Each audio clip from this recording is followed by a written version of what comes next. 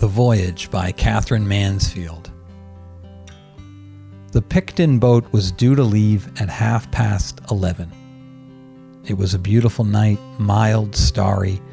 Only when they got out of the cab and started to walk down the old wharf that jutted out into the harbor, a faint wind blowing off the water ruffled under Fenella's hat, and she put up her hand to keep it on. It was dark on the old wharf, very dark. The wool sheds, the cattle trucks, the cranes standing up so high, the little squat railway engine, all seemed carved out of solid darkness. Here and there on a rounded wood pile that was like the stalk of a huge black mushroom, there hung a lantern, but it seemed afraid to unfurl its timid, quivering light in all that blackness. It burned softly as if for itself. Fenella's father pushed on with quick, nervous strides. Beside him, her grandma bustled along in her crackling black ulster. They went so fast that she had now and again to give an undignified little skip to keep up with them. As well as her luggage strapped into a neat sausage, Fenella carried clasped to her grandma's umbrella, and the handle, which was a swan's head, kept giving her shoulder a sharp little peck, as if it too wanted her to hurry. Men, their caps pulled down, their collars turned up, swung by. A few women, all muffled, scurried along, and one tiny boy, only his little black arms and legs showing out of a white woolly shawl, was jerked along angrily between his father and mother. He looked like a baby fly that had fallen into the cream. Then suddenly, so suddenly, that Fenella and her grandma both leapt, there sounded from behind the largest wool shed that had a trail of smoke hanging over it, "Meow." "First whistle," said her father briefly, and at that moment they came in sight of the Picton boat. Lying beside the dark wharf, all strung, all beaded with round golden lights, the Picton boat looked as if she was more ready to sail among stars than out into the cold sea. People pressed along the gangway. First went her grandma, then her father, then Fenella. There was a high step down on the deck, and an old sailor in a jersey standing by gave her his dry, hard hand. They were there. They stepped out of the way of the hurrying people, and standing under a little iron stairway that led to the upper deck, they began to say goodbye. "There, mother, there's your luggage," said Fenella's father, giving grandma another strapped-up sausage. "Thank you, Frank. And you've got your cabin tickets safe?" "Yes, dear." "And your other tickets?" Grandma felt for them inside her glove and showed him the tips. "Well, that's right." He sounded stern, but Fenella, eagerly watching him, saw that he looked tired and sad. "Meow." The second whistle blared just above their heads, and a voice like a cry shouted, "Any more for the gangway?" "You'll give my love to father," Fenella saw her father's lips say, and her grandma, very agitated, answered, "Of course I will, dear. Go now, you'll be left. Go now, Frank, go now." "It's all right, mother. I've got another 3 minutes." To her surprise, Fenella saw her father take off his hat. He clasped grandma in his arms and pressed her to him. "God bless you, mother," she heard him say. And grandma put her hand, with the black thread glove that was worn through on her ring finger, against his cheek, and she sobbed, "God bless you, my own brave son." This was so awful that Fenella quickly turned her back on them, swallowed once, twice, and frowned terribly at a little green star on a masthead. But she had to turn round again. Her father was going.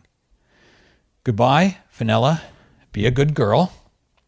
His cold, wet mustache brushed her cheek, but Fenella caught hold of the lapels of his coat. "How long am I going to stay?" she whispered anxiously. He wouldn't look at her. He shook her off gently and gently said, "We'll see about that. Here, where's your hand?" He pressed something into her palm. "Here's a shilling in case you should need it." "A shilling? She must be going away forever." "Father!" cried Fenella. But he was gone. He was the last off the ship.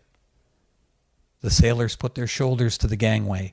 A huge coil of dark rope went flying through the air and fell thump on the wharf. A bell rang. A whistle shrilled.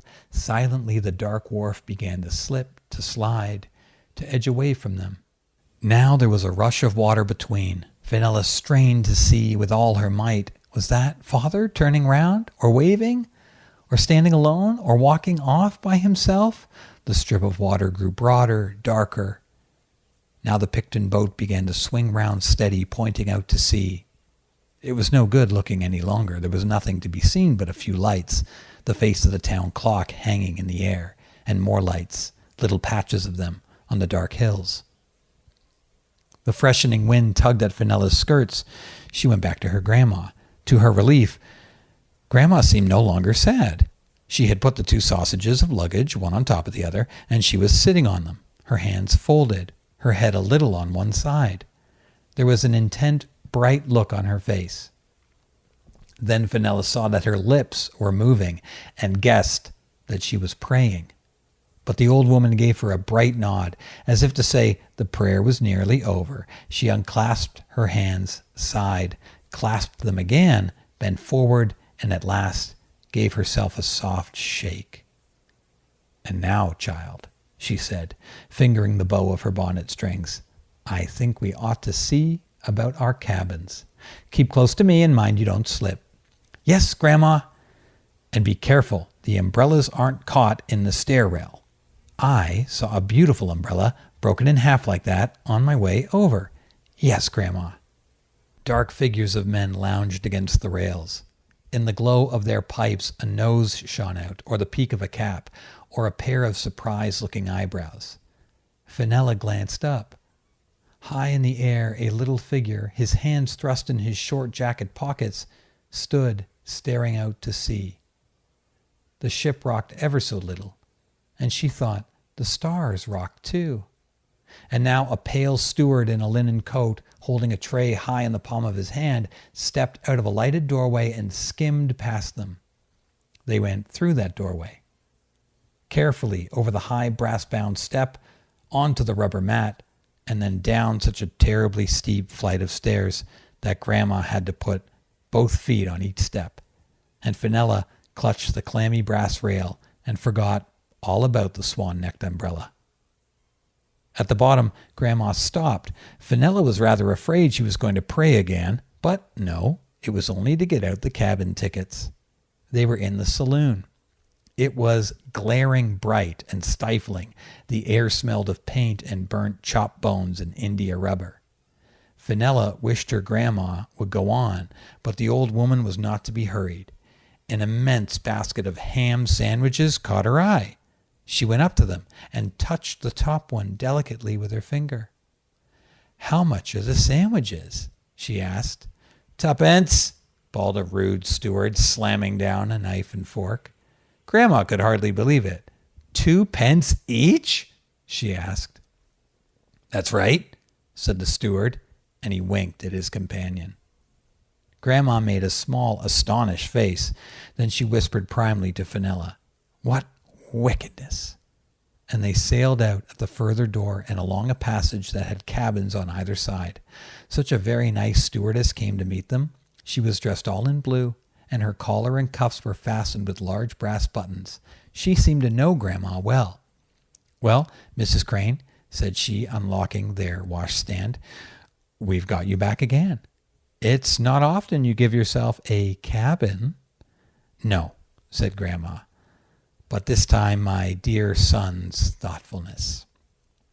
"Oh, I hope," began the stewardess. Then she turned round and took a long, mournful look at Grandma's blackness and at Fenella's black coat and skirt, black blouse, and hat with a crepe rose. Grandma nodded. "It was God's will," said she. The stewardess shut her lips, and taking a deep breath, she seemed to expand. "What I always say is," she said as though it was her own discovery, "sooner or later, each of us has to go, and that's a certainty." She paused. "Now, can I bring you anything, Mrs. Crane? A cup of tea, I know it's no good offering you a little something to keep the cold out. Grandma shook her head. Nothing, thank you. We've got a few wine biscuits, and Fenella has a very nice banana. Then I'll give you a look later on, said the stewardess, and she went out, shutting the door. What a very small cabin it was. It was like being shut up in a box with Grandma.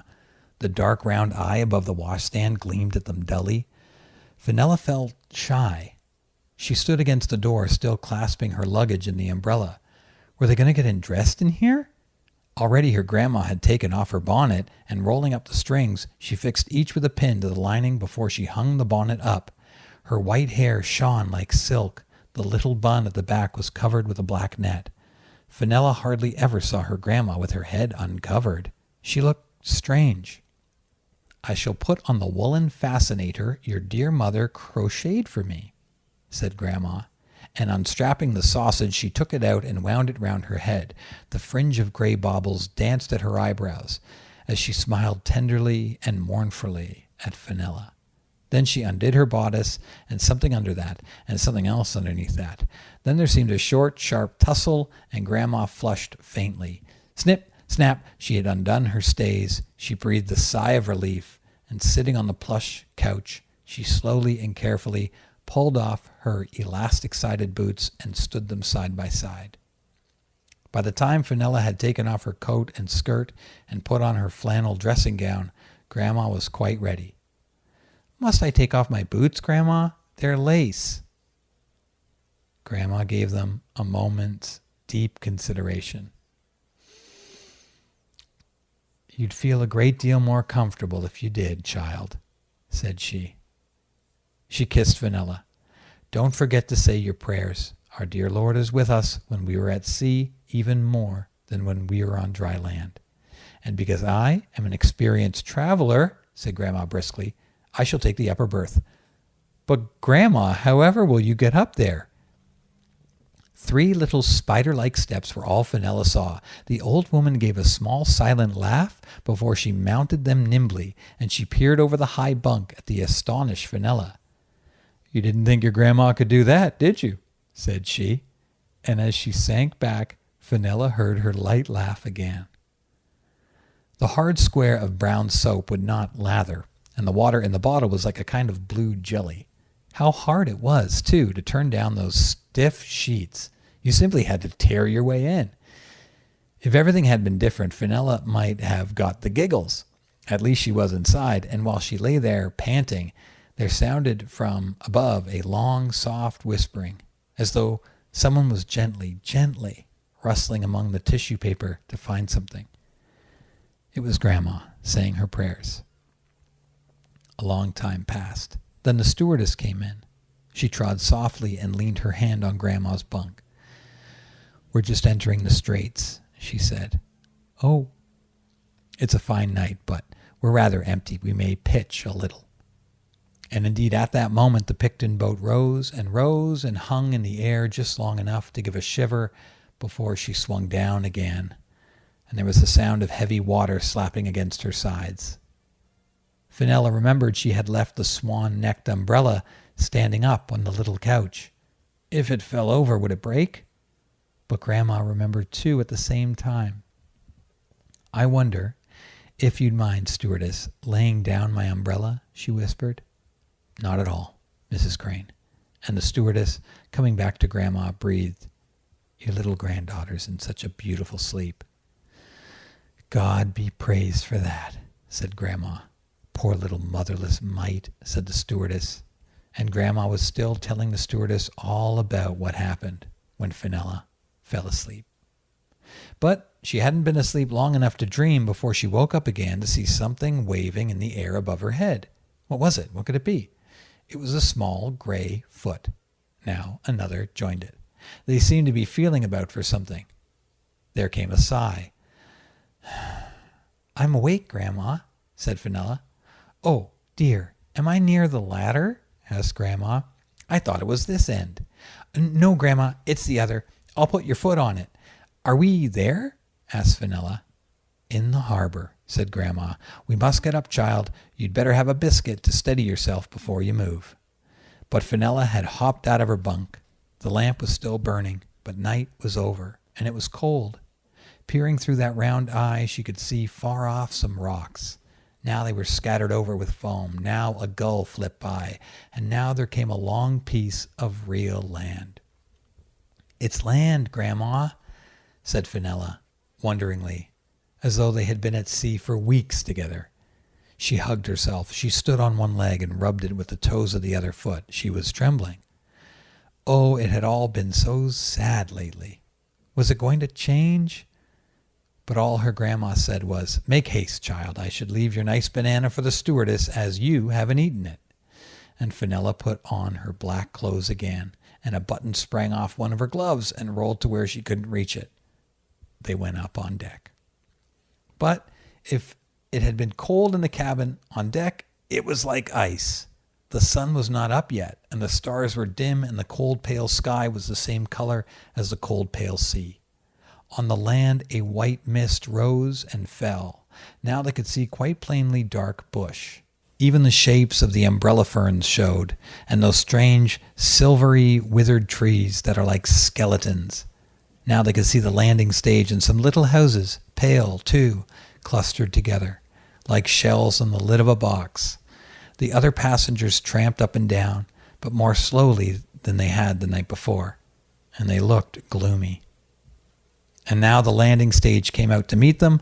Slowly it swam towards the Picton boat, and a man holding a coil of rope, and a cart with a small drooping horse, and another man sitting on the step came too.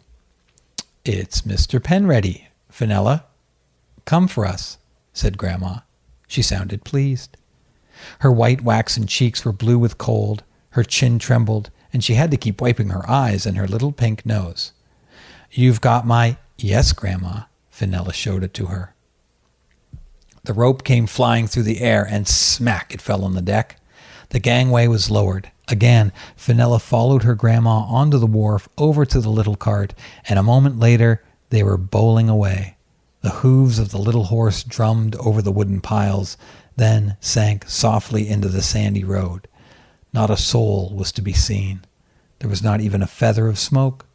The mist rose and fell, and the sea still sounded asleep as slowly as it turned on the beach. "I see Mr. Crane yesterday," said Mr. Penready. "He looked himself then. Missus knocked him up a bunch of scones last week." And now the little horse pulled up before one of the shell-like houses. They got down.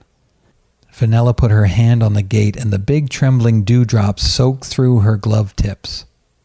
Up a little path of round, white pebbles they went in, with drenched sleeping flowers on either side.